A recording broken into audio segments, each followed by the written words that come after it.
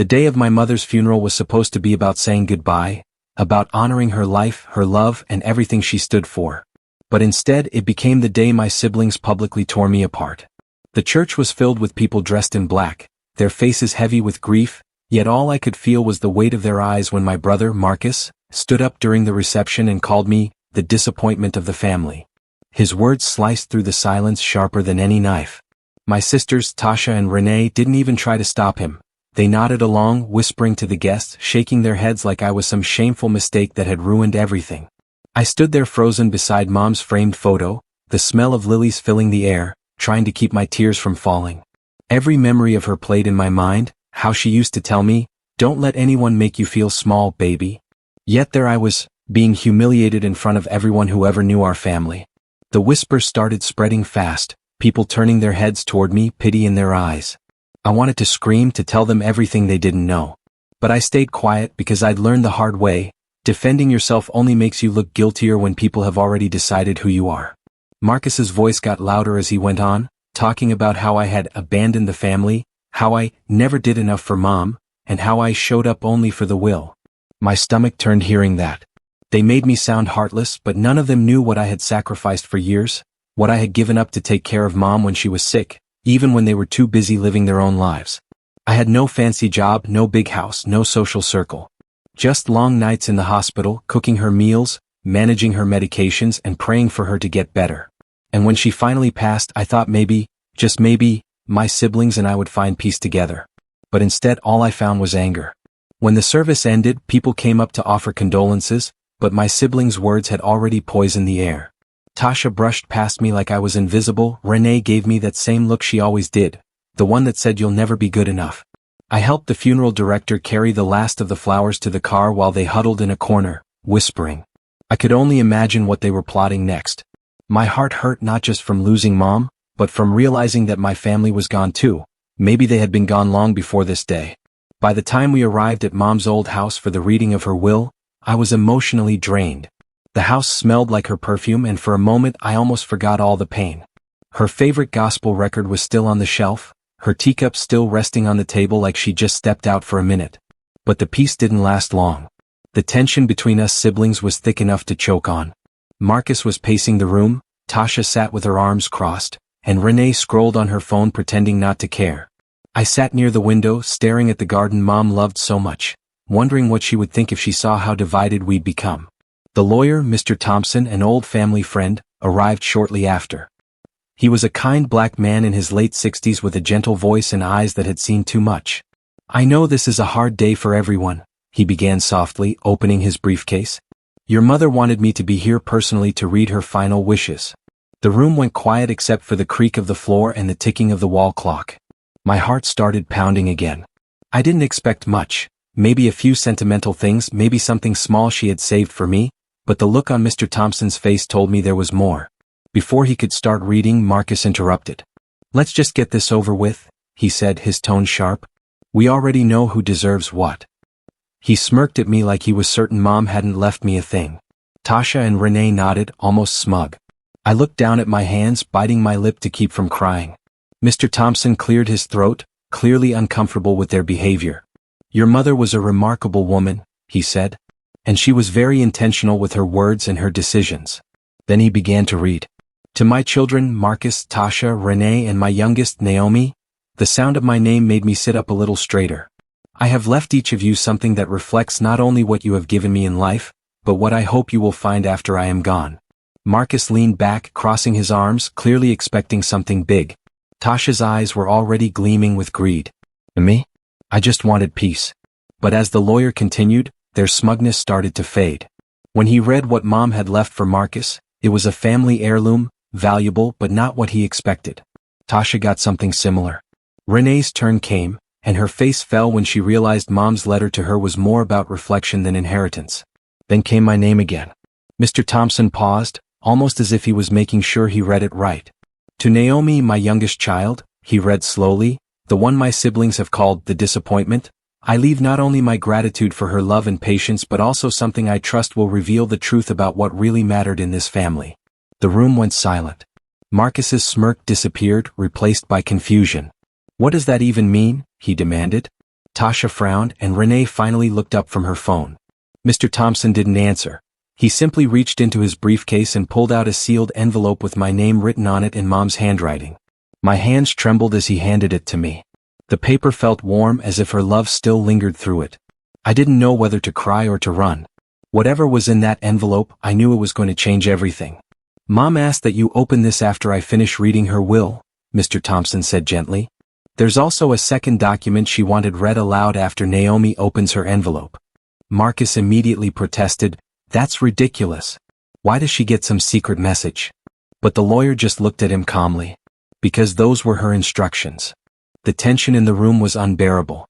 My siblings glared at me like I had stolen something precious before even knowing what it was. I wanted to say something, to remind them that I didn't ask for this, but the words stuck in my throat. Instead, I just sat there holding the envelope, feeling Mom's spirit around me. Her voice echoed in my mind the way she used to say, "Naomi, the truth always comes out, baby. Always." As the lawyer closed the folder and took a slow breath, I could sense that whatever came next wasn't just about inheritance. It was about everything that had been hidden, every lie, every wound buried under years of silence. My siblings had spent years making me feel like the outsider, the failure, the disappointment. But something in Mom's tone, even through her written words, told me this moment wasn't about shame, it was about revelation. Mr. Thompson leaned forward, folding his hands. "Naomi," he said softly, "whenever you're ready, you may open the envelope." I stared at it, my heart pounding, my siblings' eyes burning into me. 1,000 thoughts ran through my mind. Was it a letter? A confession? Something that would finally show them who Mom really believed in? My fingers brushed over the seal, trembling. I looked around the room one last time, Marcus glaring, Tasha fidgeting, Renee pretending not to care. And then I took a deep breath. That's when I heard it, a faint gasp from Mr. Thompson as he glanced at the second paper still inside his folder. Whatever it was, it made his expression change completely, his eyes wide, his face pale. He looked at me, then at my siblings, and said quietly, "Your mother's final message will change everything you think you know." And right there, in that silent living room filled with years of resentment and grief, I realized that the real truth about our family was just about to begin. The silence that followed Mr. Thompson's words felt heavier than the grief that filled the room. The lawyer's eyes lingered on me for a moment before lowering to the folder in his hands, his fingers trembling slightly as if he was afraid of what came next. My siblings shifted in their seats, restless, impatient, and full of judgment. I could almost feel their resentment crawling across the air. Marcus leaned forward, his jaw tight. "What are you waiting for?" he snapped. "Open it already." I hesitated, my heart beating so fast it hurt. The envelope still felt warm in my hands, as if my mother's spirit was right there beside me, urging me to take a breath. Her handwriting across the front, soft, looping, familiar, made my eyes sting. I had seen it 1,000 times on grocery lists, birthday cards, and sticky notes on the fridge reminding me to smile. But this time it felt final.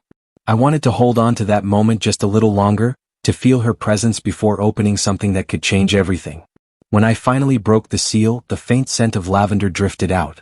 Mom always loved lavender. It calmed her during her bad days. Inside was a handwritten letter, 2 pages long, folded carefully. My hands shook as I unfolded it. The room around me faded. It was just me and her words now. The first line made my breath catch. "My sweet Naomi, I know by the time you read this, you'll be surrounded by people who think they already know the truth. But life has a way of showing who was really there when it mattered." My chest tightened. She knew. She had seen everything I tried to hide, the long nights at the hospital, the bills I paid quietly, the way I stayed strong when she couldn't.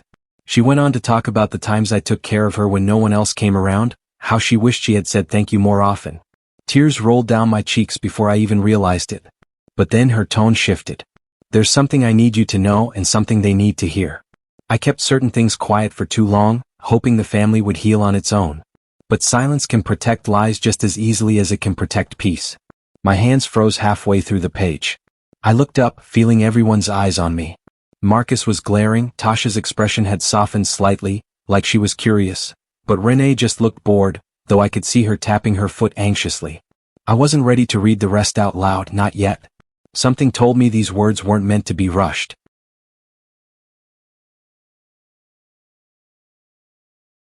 The room stayed quiet for a long time after the lawyer finished speaking. The tension was so heavy it felt like the walls themselves were holding their breath.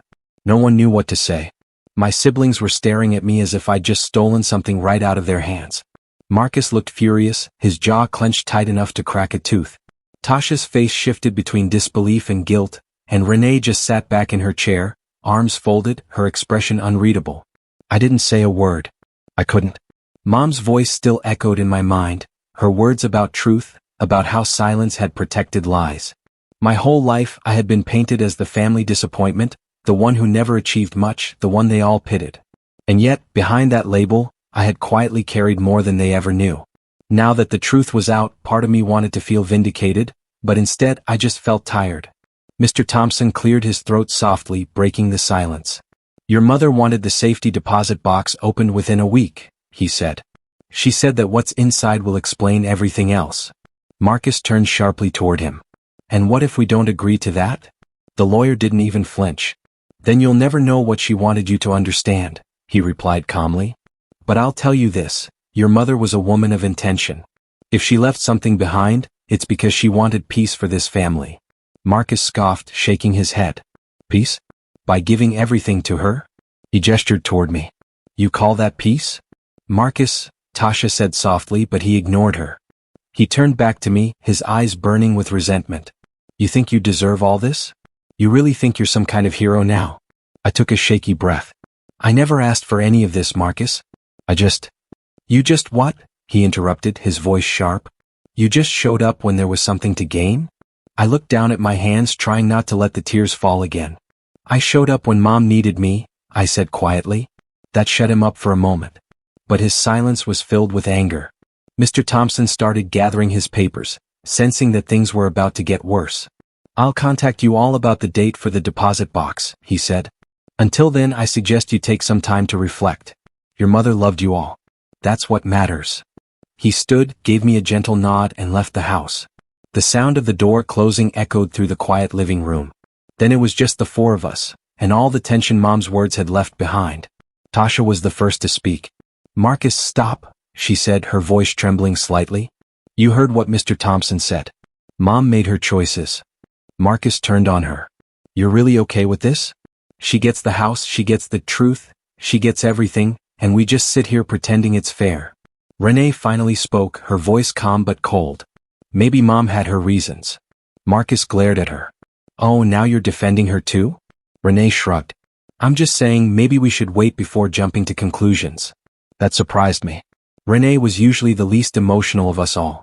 She had always kept her distance, never getting too involved in family issues. For her to take my side even slightly made Marcus even angrier. This is ridiculous, he muttered, storming toward the hallway. I'm not wasting another minute here. Tasha followed him halfway, calling after him, but he was already gone, slamming the door behind him so hard that the photo frames on the wall rattled. The silence that followed was uncomfortable. I could hear the faint ticking of the clock and the sound of my own heartbeat. Tasha sighed, rubbing her temples. He's just upset, she said softly. He'll cool down. I nodded, though I wasn't sure she believed it herself. Renee stood up, looking around the room. You should stay here tonight, she said suddenly.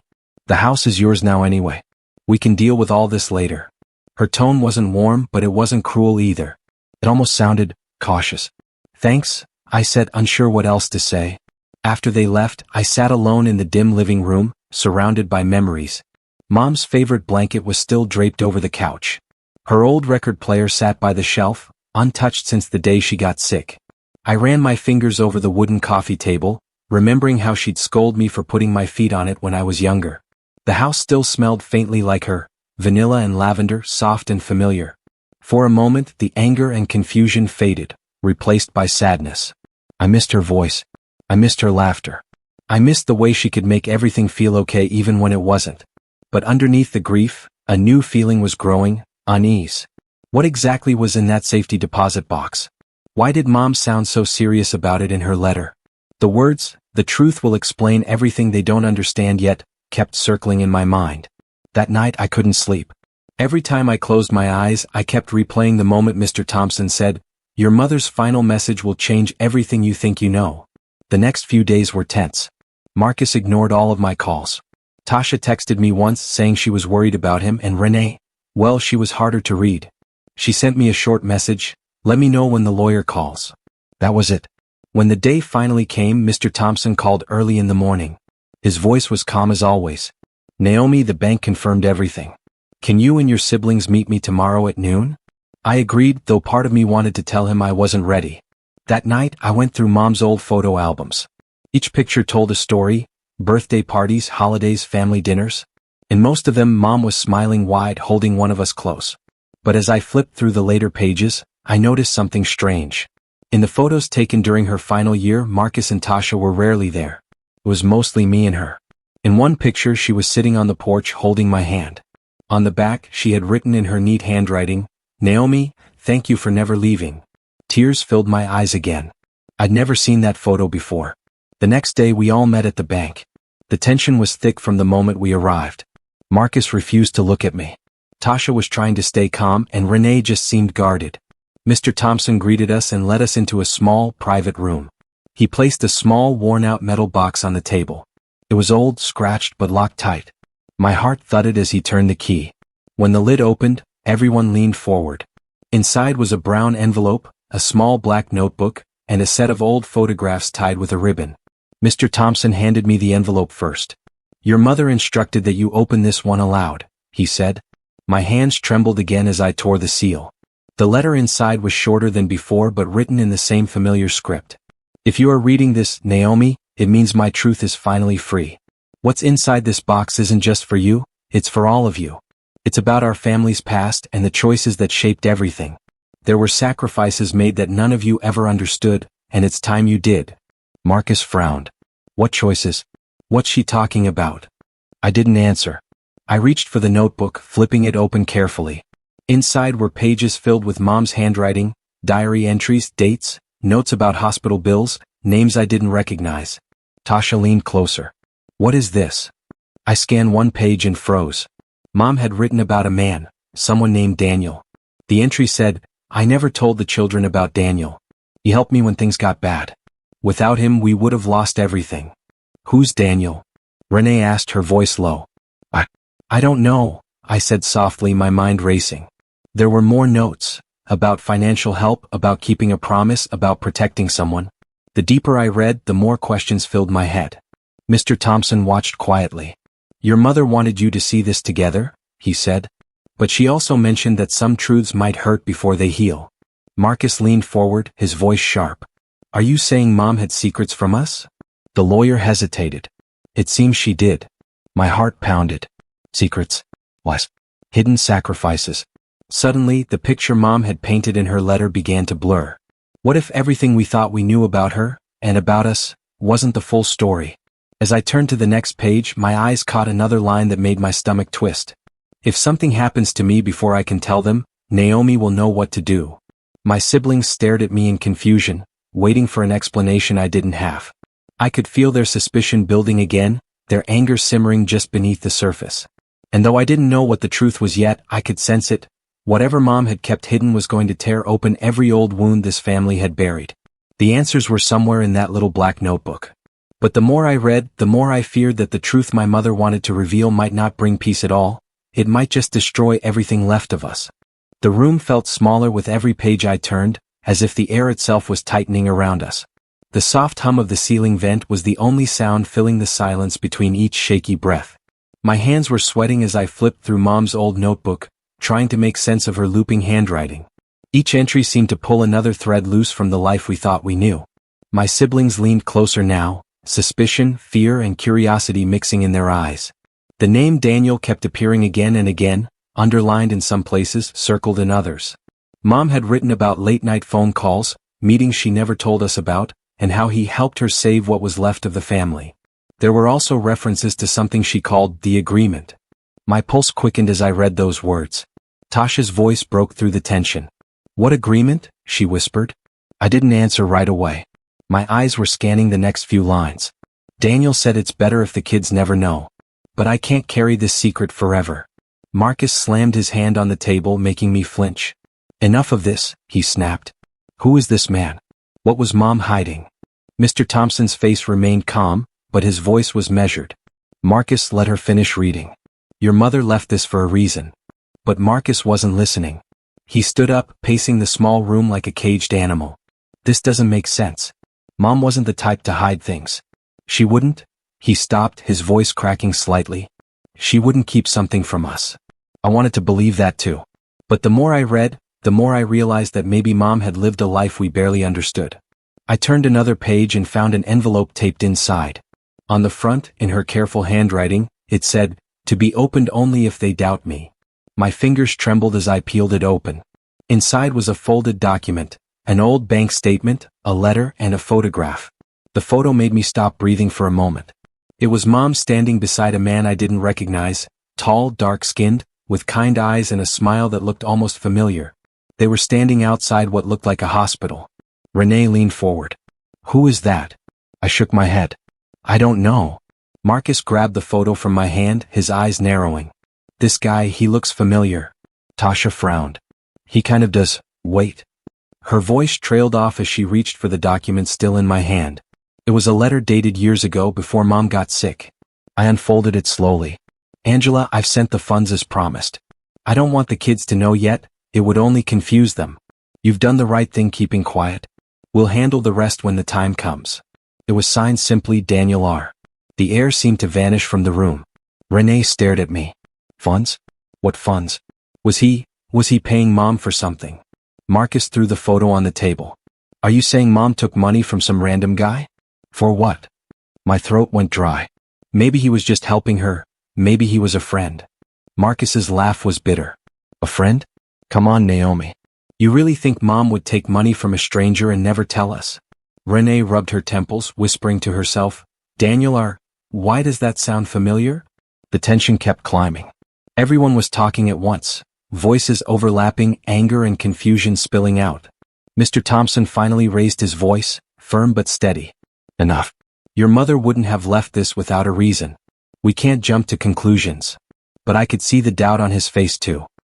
He looked troubled, as though even he didn't understand what Mom had gotten herself into. I turned back to the notebook, hoping for more answers, but instead found something worse. On one of the final pages, Mom had written in bold letters, "If the truth ever comes out, it might divide them forever. But they deserve to know." A chill ran through me. Whatever this secret was, Mom knew it could break us apart. Marcus started pacing again, his anger boiling over. "You know what this looks like, right? It looks like she was hiding something big, something she didn't want us to find." Tasha shook her head. "Stop twisting it, Marcus. Mom wasn't like that." "Then explain it," he shouted, pointing at me. "She leaves everything to Naomi, hides some mystery man's name in her diary, and now we find out about secret money? Tell me that doesn't sound suspicious." "Marcus, calm down," Renee said, her voice low. "Don't tell me to calm down," he snapped. His face was red, his voice echoing off the walls. "You all think she's some saint, but maybe she wasn't who we thought she was." His words hit me like a slap. "Don't talk about her like that," I said quietly. He turned to me, his eyes cold. "You think you're so perfect, don't you? The good daughter. The one who stayed. Maybe you stayed because you knew what she was hiding." I stood up, my heart pounding. "That's not fair. I didn't know anything." "Didn't you?" he hissed. "You had all that time alone with her. Maybe she told you more than you're saying." "Marcus, stop," Tasha said, stepping between us. "You're out of line." He glared at her, then stormed toward the door again. "You all want to believe lies, go ahead. But I'm not done digging." When he left, the silence he left behind felt like an open wound. I sank back into my chair, trembling. Mr. Thompson rested a hand on my shoulder. "Naomi, your mother trusted you with this truth for a reason," he said gently. "Whatever comes next, you have to stay strong." I nodded, though my mind was spinning. I looked at the photo again, the man's face, that gentle smile. Something about him felt familiar. Like I had seen him somewhere before, maybe in an old newspaper or a community event Mom once mentioned. But I couldn't place it. Tasha sat down beside me, her eyes red. "Do you think he was the reason Mom could keep the house?" she asked quietly. "Maybe," I said. "But why didn't she just tell us?" "Maybe she thought we wouldn't understand," Renee said softly from across the table. "Or maybe she was protecting someone." Her words hung in the air like fog. Protecting someone. Mr. Thompson folded the notebook carefully. "We should take this to my office," he said. "I'll go through the documents properly. There might be records, maybe even letters that explain the connection." We agreed, though no one said much on the drive back. The tension between us was so thick that even the quiet felt loud. Marcus didn't show up that day, and honestly I was relieved. When we reached Mr. Thompson's office, he placed the notebook and the photo in a small file. "I'll contact you as soon as I find anything," he said. "But Naomi, one thing your mother mentioned in her will stands out to me. She said the truth would not only explain the past, it would change your future." I frowned. "What does that mean?" He hesitated. "I don't know yet. But if she meant it the way I think she did, there's something even bigger we haven't uncovered." That night, I sat in Mom's living room again, staring at her picture. My phone buzzed. It was a message from an unknown number. It said, "You shouldn't have opened that box. Some things are better left buried." My stomach dropped. I read it twice, then 3 times, my hands shaking. Who would send something like that? I looked around the dark room, the creak of the old house making me shiver. The message came again, this time with a photo attachment. It was blurry, taken from outside the house, of me sitting by the window. I froze. My heart was pounding so loud I could hear it in my ears. I didn't move. Someone was watching me. And in that moment, I realized, whatever secret Mom had kept hidden wasn't just about the past. It was still alive. Someone out there wanted it to stay buried, and they were willing to make sure it did. My fingers hovered over the phone, the glow of the screen casting shaky light across my face. I didn't know whether to call the police or pretend it was some twisted prank. The air in the house suddenly felt heavier, every sound sharper, the ticking clock, the rustle of curtains in the faint night breeze. Someone was out there watching me, and the thought alone sent a chill straight through my chest. I stood up slowly and peeked through the window, heart hammering so hard it almost drowned out everything else. The street outside looked empty, quiet and still, with only the dim streetlight flickering near the gate.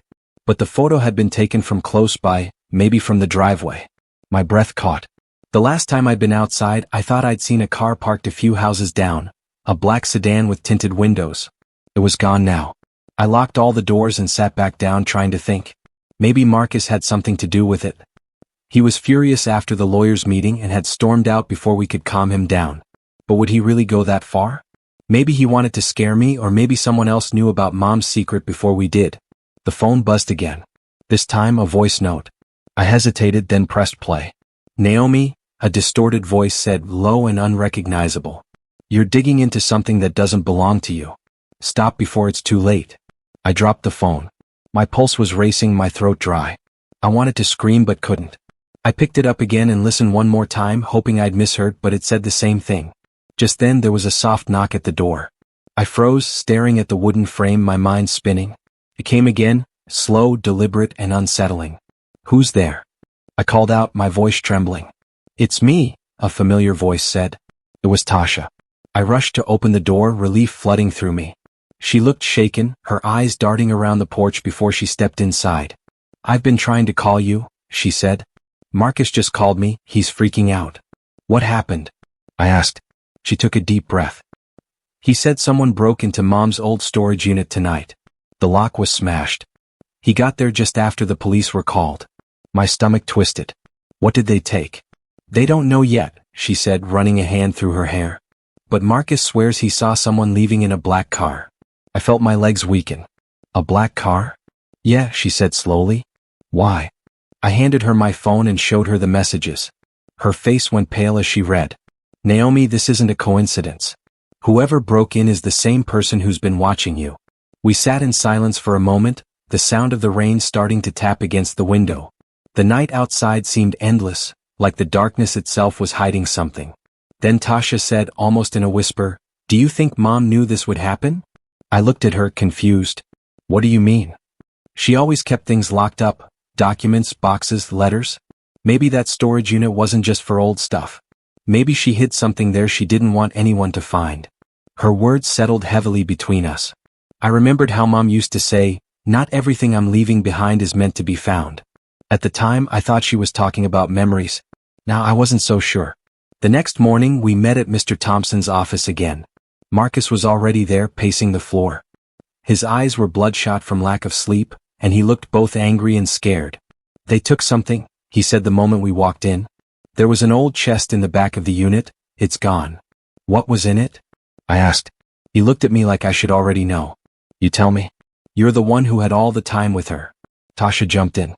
"Marcus, not now." But he wasn't backing down. "I'm serious. She trusted Naomi more than the rest of us. If anyone knew what was inside that box, it's her. I don't, I said firmly. I didn't even know there was one. Mr. Thompson cleared his throat. Actually, he said quietly, your mother mentioned a chest in her last conversation with me. She called it her insurance. Renee frowned. Insurance for what? He hesitated. She said it contained documents she hoped none of you would ever need, unless something happened. The room went still. What kind of documents? Marcus demanded. Mr. Thompson hesitated again before answering. She didn't specify. But she warned that if the wrong person found them, it could destroy everything she built. I felt a cold wave rush over me. The wrong person.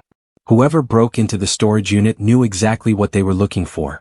Just as we were processing it all, Mr. Thompson's secretary knocked on the door. Sir, there's a man here asking for you. He says he was a friend of Mrs. Harris. All of us looked up instantly. His name? Mr. Thompson asked. She glanced at the note in her hand.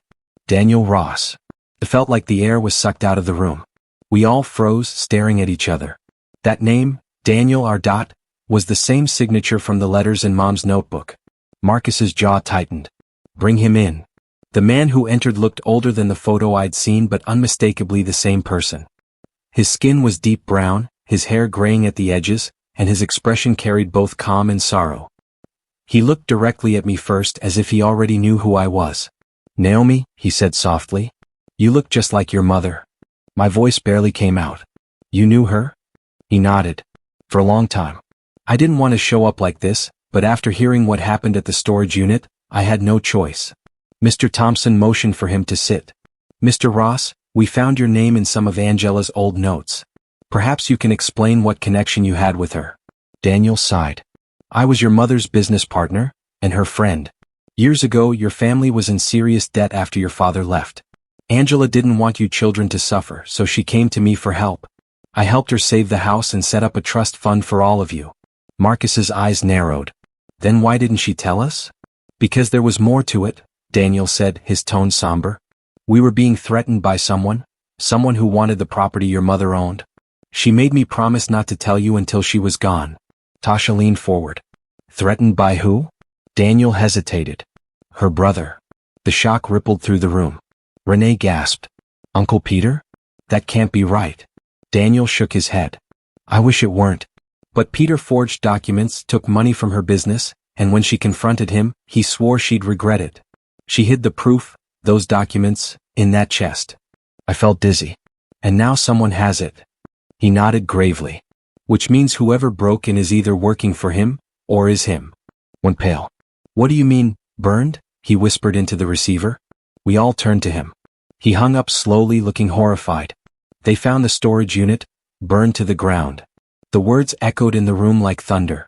Everything went quiet except for the faint sound of the rain outside.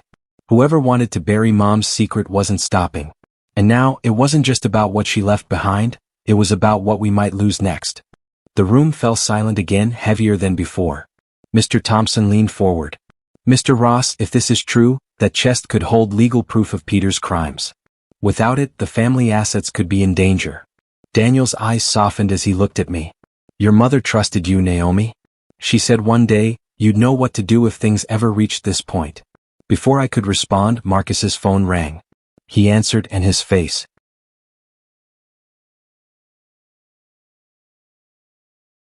The silence after Marcus's words was unbearable. My heart thudded painfully as we all processed what he'd just said. The storage unit, the last link to Mom's secret, was gone. Burnt. I felt an ache deep in my chest, a mix of grief, anger, and fear. It was like losing her all over again, only this time, someone had destroyed her truth. Daniel stood up slowly, his jaw tight. If the unit was burned, that means Peter, or whoever he's working with, knows we're getting close. He's trying to erase the past before it catches up to him. Marcus slammed his hand against the wall. Then we go to him. We don't sit here and do nothing while he wipes out everything Mom built.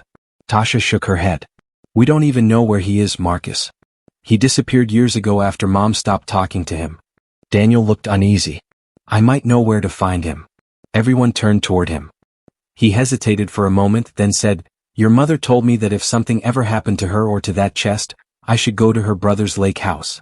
She believed he kept backups, records, letters, maybe even the originals. I felt a flicker of hope. Then that's where we start. We drove out that afternoon, the sky heavy with clouds, the air thick with tension. The lake house was about an hour away, secluded, surrounded by trees, the kind of place where no one would notice if secrets stayed hidden. The closer we got, the quieter everyone became. Even Marcus didn't say a word. When we reached the property, the gate was slightly open, the padlock broken. A cold feeling crept through me.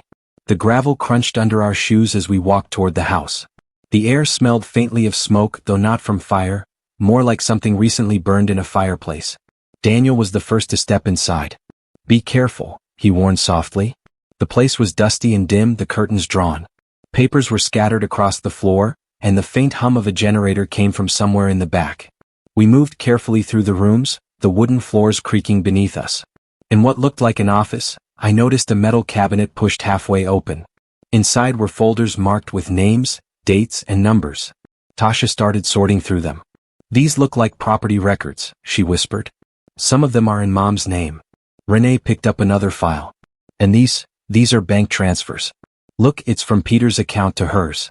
Huge amounts." Marcus exhaled sharply. "So it's true. He stole from her, and used her name to hide it." Daniel nodded grimly. "This is what she wanted you to find." Just then there was a loud creak behind us. We all turned at once. A shadow moved at the end of the hallway. My stomach dropped. "Who's there?" Marcus called out. No answer. He started walking forward, his shoulders tense. "Come out." A voice responded, low, rough, and familiar. "You shouldn't have come here." Uncle Peter stepped into the light, older now, his face lined but still sharp. His eyes moved slowly over all of us before stopping on Daniel. "I see you finally told them," he said with a bitter smile. "Angela would have been disappointed." Daniel's tone was steady. "She was disappointed in you, Peter? You betrayed her." Peter's jaw tightened. "She left me no choice.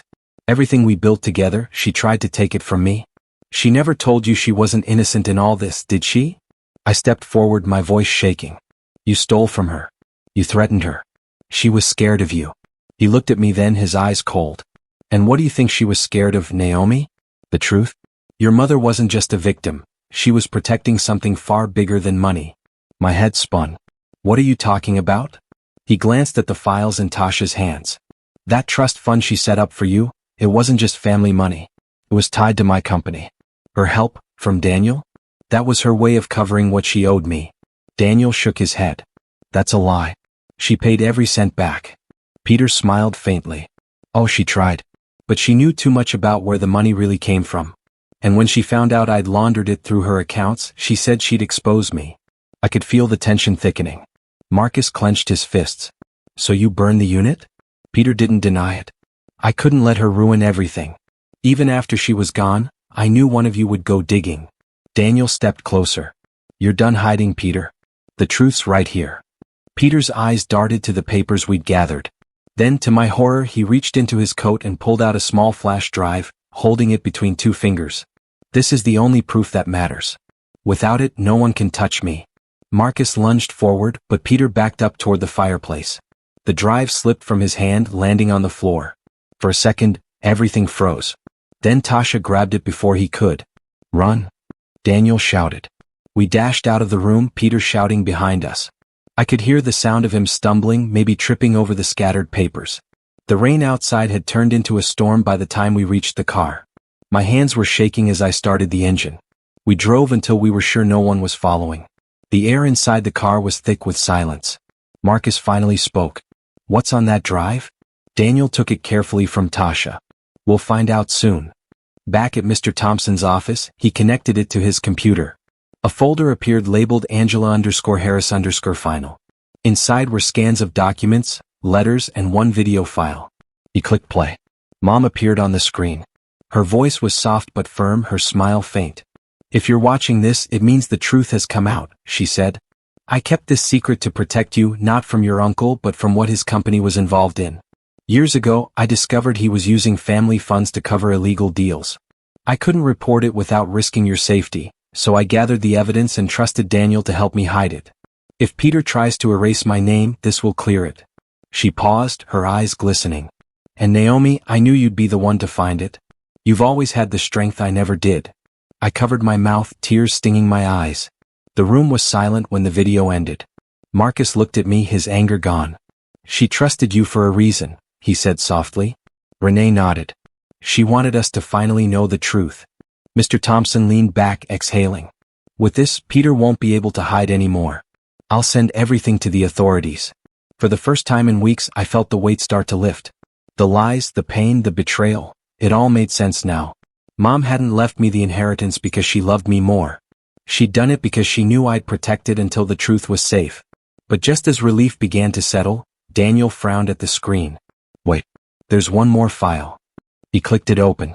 It was another letter from Mom, dated a week before she passed. "If something happens to me before you find this, know that not all of Peter's secrets end with me. There's another name on those accounts, someone you all trust. Look deeper." I looked at Daniel, who was staring at the screen, his face pale. "What does she mean?" I asked quietly. He swallowed hard, his voice almost breaking. "Naomi, she's talking about me." The room went silent again. He continued, "I thought I was helping her, but she discovered that some of the money I used to cover her debts came from Peter's offshore accounts. She asked me to come clean, and I didn't. I was scared. I couldn't believe what I was hearing." "So you were part of it?" He nodded slowly. "Not willingly. But I was. And I knew this day would come." Tasha whispered, "Then why help us?" "Because," he said softly, "I owed her that much. And now I'll make it right." He stood up and walked toward the door. "You have the evidence you need. Use it." Before we could stop him, he was gone.